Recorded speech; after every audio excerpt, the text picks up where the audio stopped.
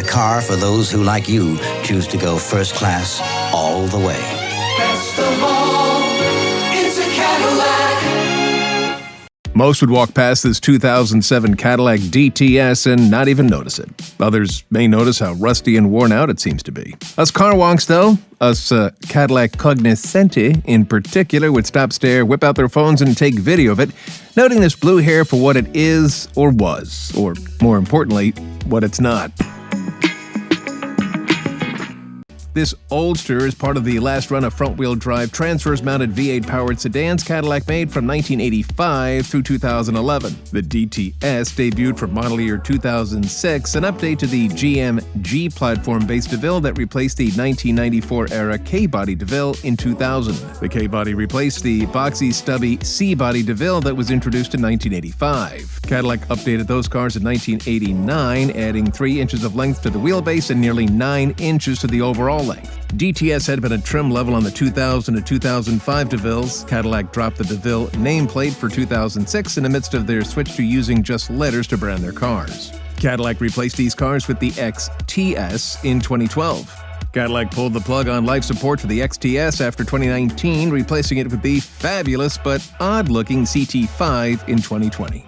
Now, class, the first front-wheel drive DeVille introduced for model year 1985 was part of General Motors' multi-wave downsizing program that began in 1977. The shrunken class of 1977 Cadillacs were one thing, these wretched things, but the latest in a series of missteps and miscues by Cadillac that included, chronologically, the bustleback 1980 Seville that was meant to emulate the classic cars of the Great Gatsby era, 1981's V8 6.4 that relied on a computer that could be outthunk by a Commodore 64 to modulate between the engine running on 4, 6, and 8 cylinders, depending on load, 1982's head gasket devouring HD 4100, and of course the ultimate duty in the pool, the Chevy Cavalier and a bow tie they called the Cimarron.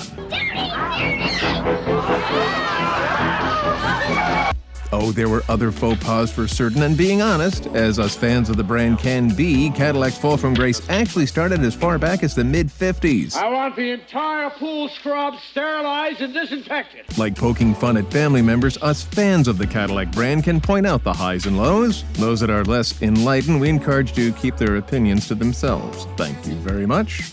Here it is.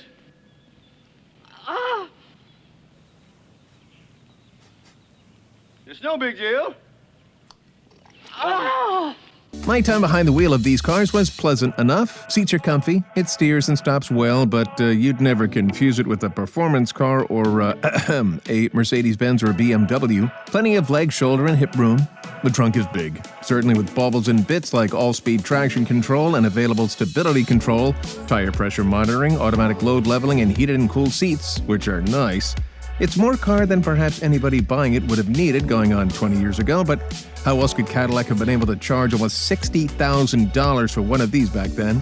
Whoops, there went grandparents from Bayonne to Bakersfield blowing a chunk of their 401ks on a car. You know, some things never change. These cars did come with 6 airbags, though. Multiple airbags are something we take for granted today, but back in the aughts, that was extravagant. The engine powering this car is Cadillac's Northstar V8, as star-crossed and vexing an engine as ever built by General Motors. Oh, they're great when they're running, but they weren't the most reliable of power plants, and servicing them was a challenge too. Supposedly, General Motors sorted out most of the issues with them by the end of their production run in 2011.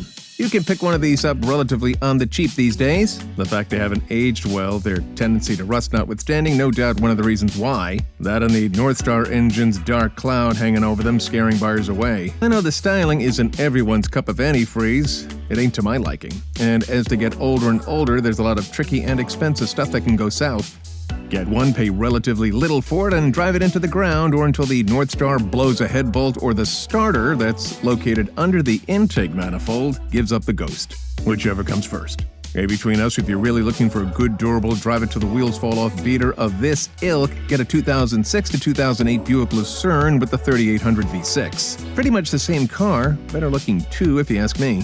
Sure may not be as quick as one of these, but the 3800 will run forever, and bonus, get better gas mileage. Whether you drive one of these or the Buick version, sure. Your friends may laugh at you for driving an old man's car, but you'll be the one laughing all the way to the bank. Thanks for watching my little video here on this 2007 Cadillac DTS. Feel free to comment below, like, and subscribe.